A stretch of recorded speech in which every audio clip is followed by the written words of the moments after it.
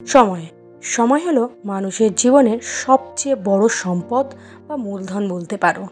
আর এই সময় থাকতে থাকতে মূলধন সঞ্চয় করতে শেখো। কেন বললাম সময়ের সঙ্গে মূলধনের সম্পর্ক?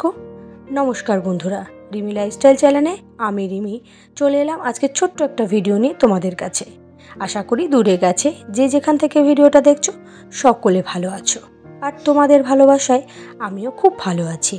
বন্ধুরা, ভিডিও শুরুতেই বললাম যে সময়কে গুরুত্ব দেওয়া দরকার। কেন বলো তো?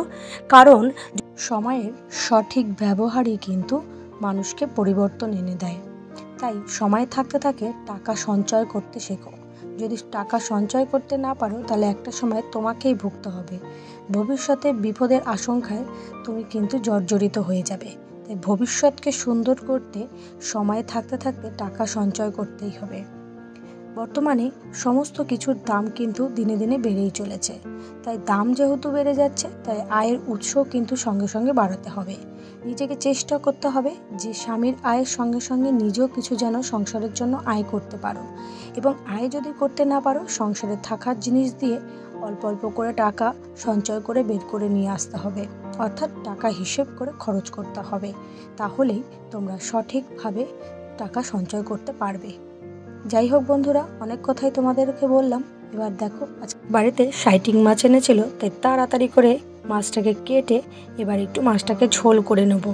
এদিকে হচ্ছে ব্যস্ত রয়েছি, হাজব্যান্ড একটুখানি বাইরে যাবে, তার জন্য তাড়াতাড়ি করে রান্না করব।